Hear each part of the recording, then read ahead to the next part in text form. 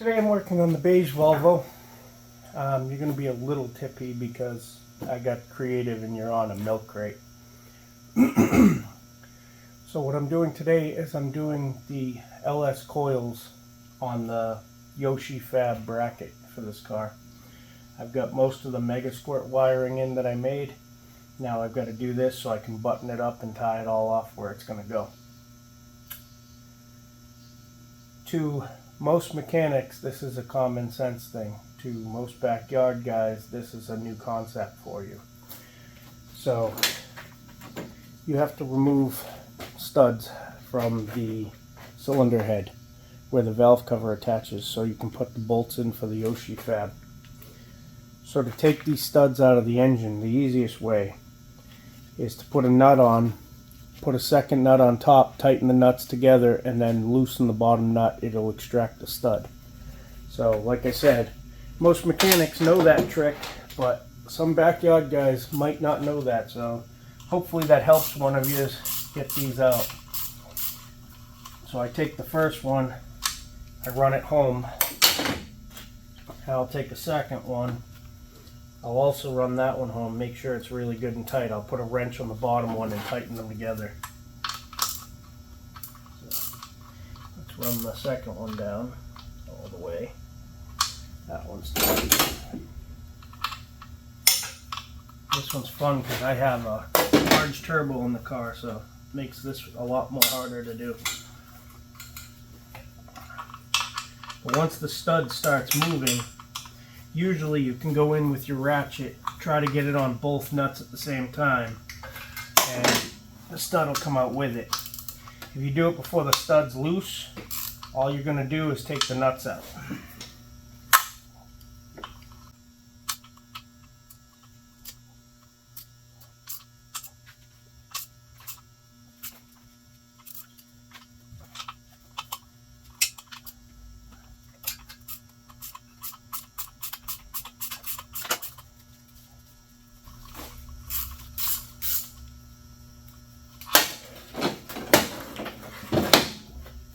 Just like that.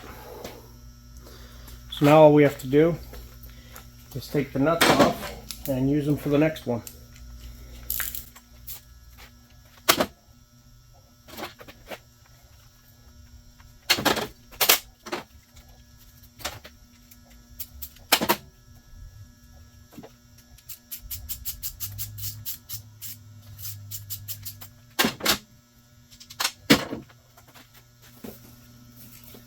Two I'm not looking forward to are on the firewall.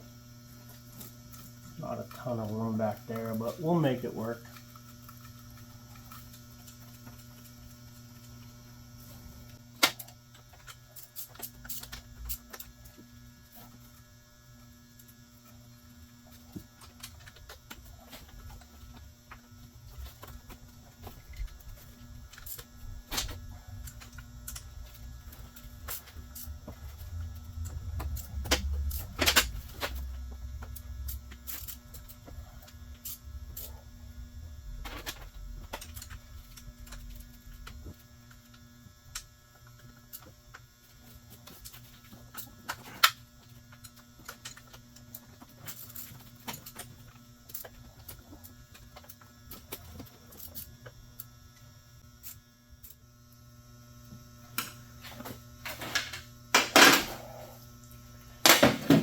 Now I can make my life easier pulling the valve cover. The only reason I haven't done that yet is because I don't want to drop anything in there.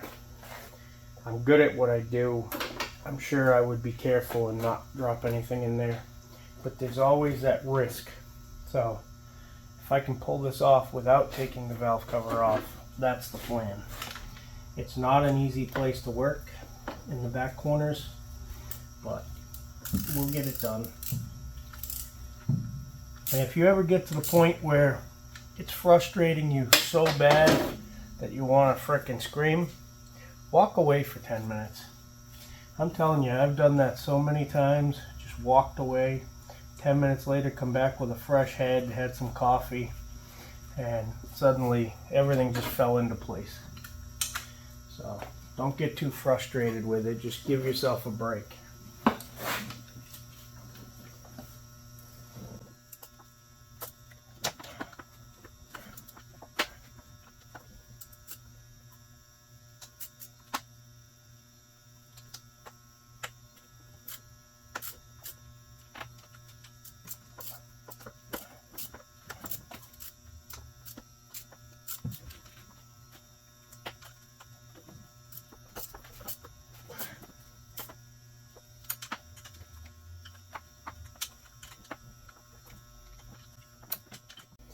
This isn't just because I'm frustrated. Oh no.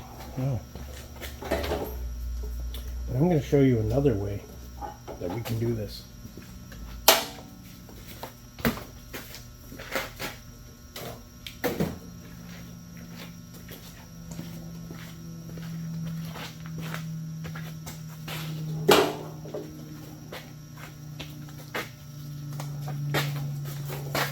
Might as well teach you all the ways you can do it.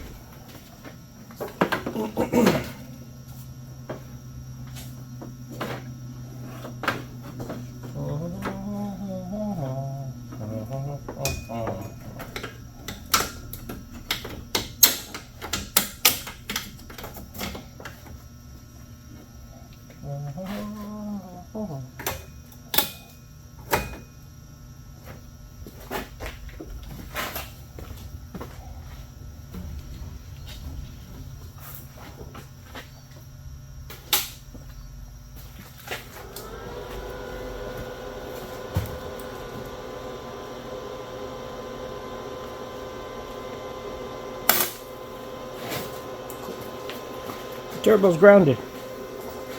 All right.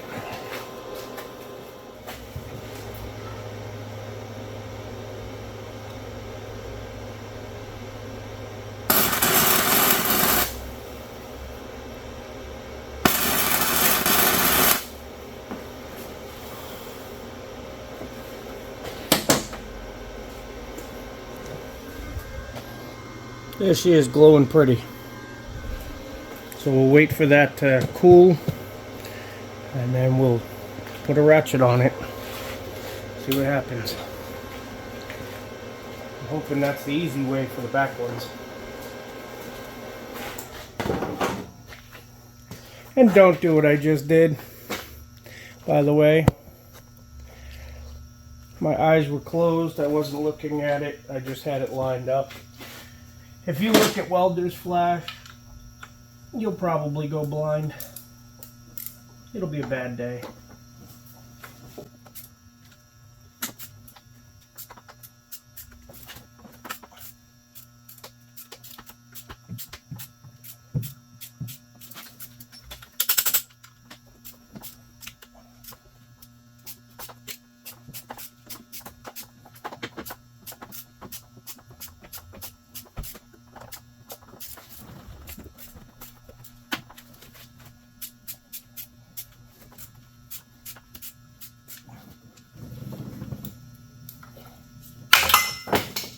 What I wanted to do.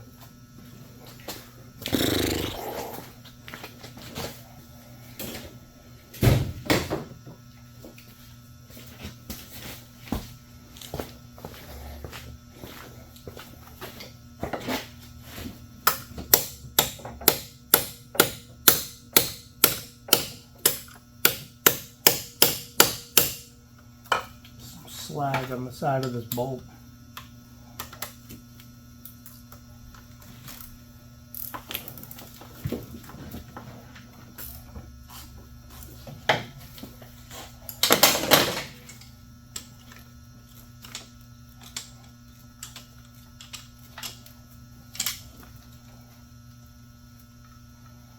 Don't do this either. I'm extremely callous from doing this for a living.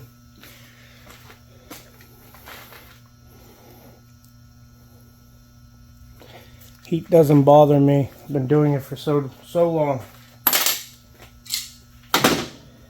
I think that's how I'm going to do the last one. Make my life easy. Okay, that should be good.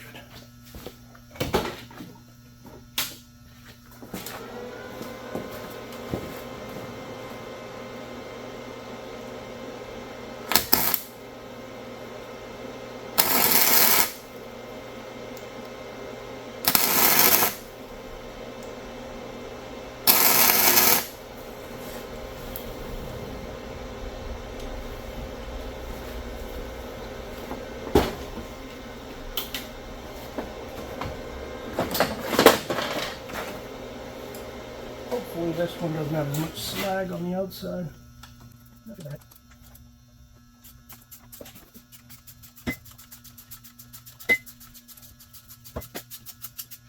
Coffee break time. There we go. That one's nice. That one's nice and hot too. Alright, coffee break, and then we'll go back to putting the yoshifab stuff in. Alright, back from coffee break.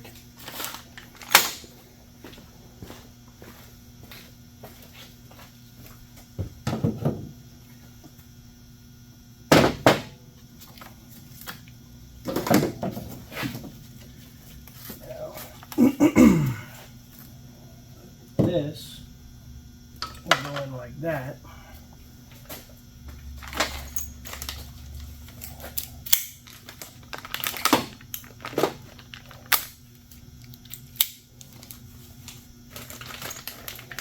There's some aluminum spacers and these nice bolts. Replace all your factory hardware.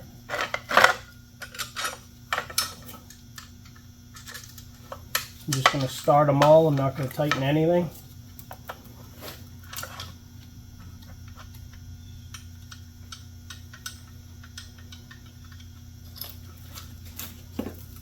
I should have waited to put my harnesses in until I finish this, but live and learn.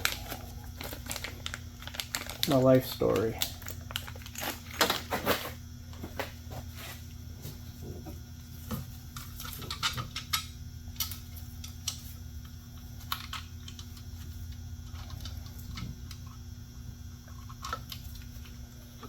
I will say yoshifab makes some nice stuff.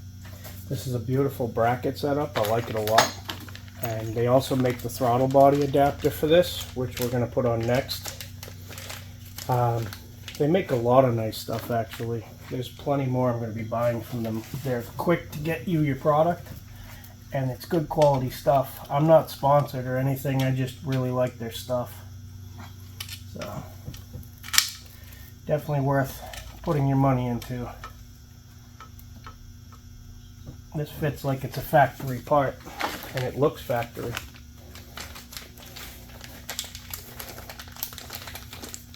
And this is nice quality hardware they give you with it.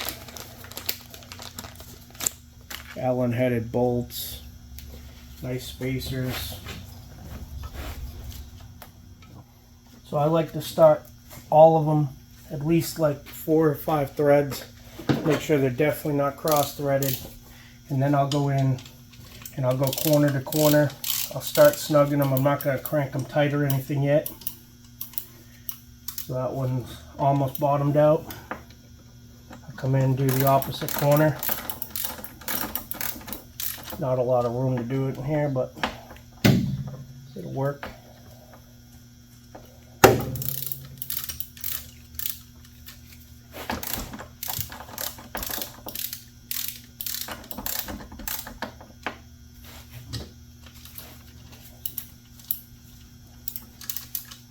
Snug up.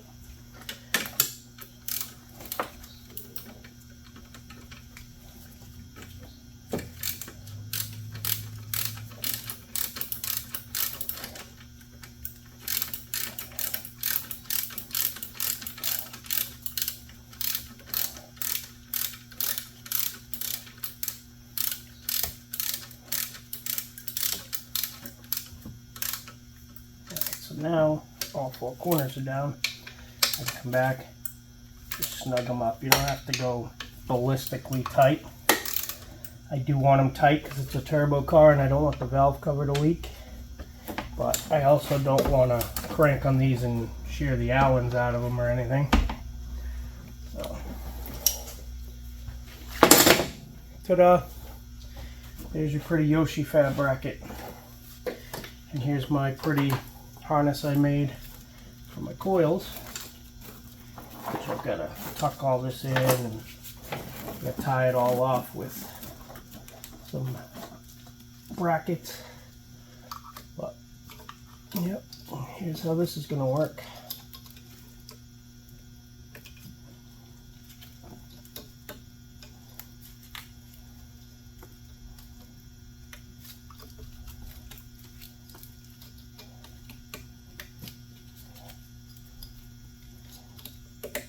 Nice. And then eventually this will tuck down here The ground will go to the valve cover somewhere. And then these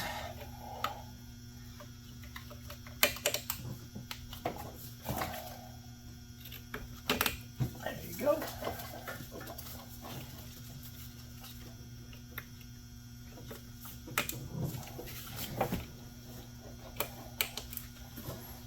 I'm seeing with my downpipe here, this one's a little close to the pipe, so I might tie those two together with a wire tie.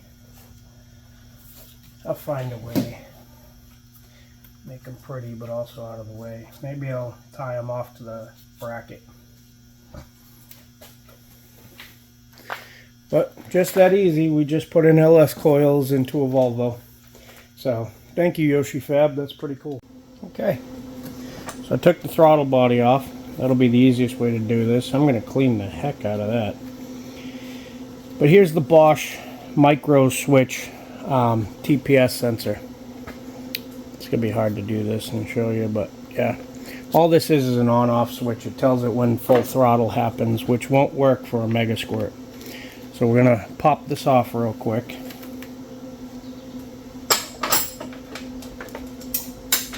Good thing I don't need that bolt anymore.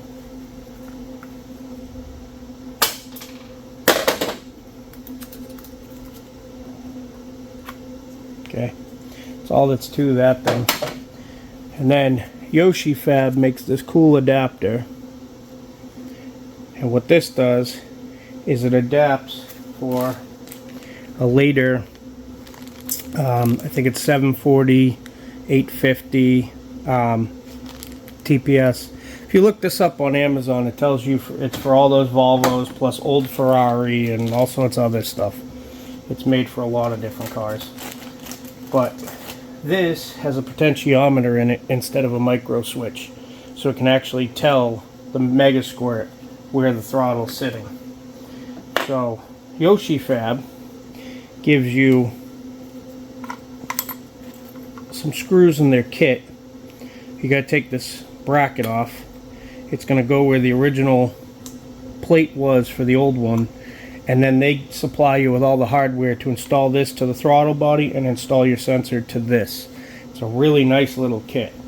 So that's what we're going to do now, and when I get this apart and get that started, I'll show you. I got smart for a minute and I found a bowl to put the screws in, because these are so small I'm sure I'll lose them. Alright, so I know it's common knowledge, but common knowledge isn't common. Most people don't know it.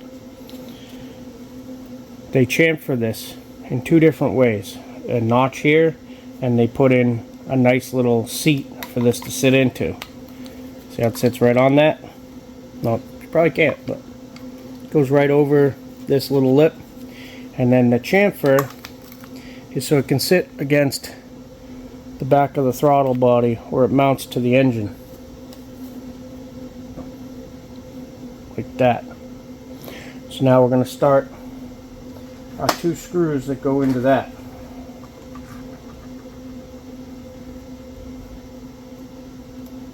Which are these long black Allens.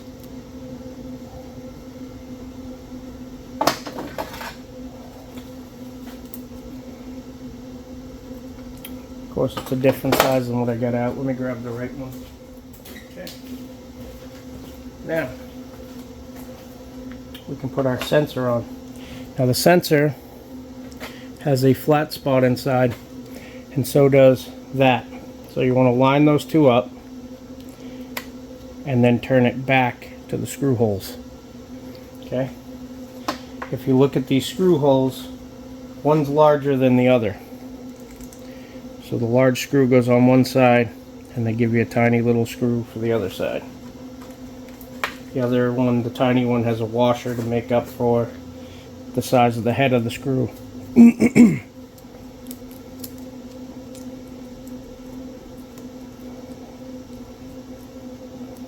Little guy's a pain in the butt when you got huge ass fingers. Just like that. So now I'll tighten that up. Again, two different size Allens. There it is. And then you just want to make sure It still moves nice and freely, nothing binds. And this can be installed on the car, but like I said, I'm going to clean the heck out of this while I got it off. It's a good time to do it. Here's the funnest part. This is when we get to start testing things. We're in the car. We'll start with TPS. Everybody who does a Megasquirt, you're going to go into tools and then calibrate TPS. You set the closed and you set the open. There's the one we just installed, working perfectly all the way both ways. Now we can go into our diagnostic and high-speed loggers. This is where it'll catch crank signal. There's our crank signal. Working absolutely perfect. So now I gotta finish hooking up all the powers and the fuel pump, and this thing should be a runner. So we'll come back to that when I get those hooked up. Now I wanted to show I'm an idiot too, because you know, everybody thinks that you've been doing it forever. You're always going to do it perfect. No way. I've been building race cars for 20 years. And here I am testing for spark and fuel and all this fun stuff with the computer. I'm like, why am I not getting spark? Everything's brand new. Yeah. I might have missed the ground for the coils. I never terminated it to anything or put it to a ground. So yeah, I'm not going to have any spark without ground. So don't get discouraged. You work on something, it ain't working out, just backtrace. We all do fuck ups. But there's my screw up of the day. So it is what it is. I haven't installed the injectors, the new injectors yet. We're going to try this on carb cleaner.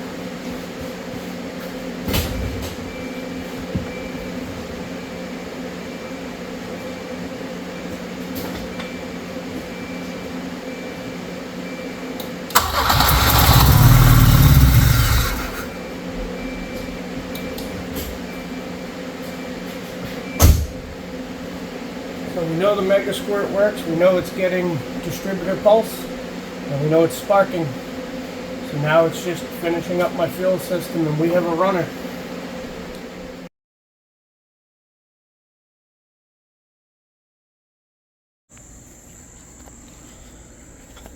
She's on a trailer. Nothing horrifying, nothing to panic about. She's not done for. But your shifter shouldn't go down. So what I can figure is we sheared some drive shaft bolts. I'm gonna say we put a little too much horsepower to whatever bolts were in there, and I had just one left, and it caused the drive shaft to be held with one bolt. You can't see it, but it spun the drive shaft around, it scratched up the floor, and it ripped the shifter right out of its tower. So now I have to find another shifter, and I'm gonna have to get a bushing kit, and I have to get some grade 8 hardware for that drive shaft. If anybody who's watching this has a spare M47 shifter laying around you want to sell or donate, let me know. I would be happy to take it, because this one, I don't know if you can tell, but it's bent like an L. And I don't know how much damage it did to the ball on it. But yeah, we'll move on. We'll fix that part and get back to our favorite little red wagon. And just improve it. And if it can't handle it this time, we'll go to a T5.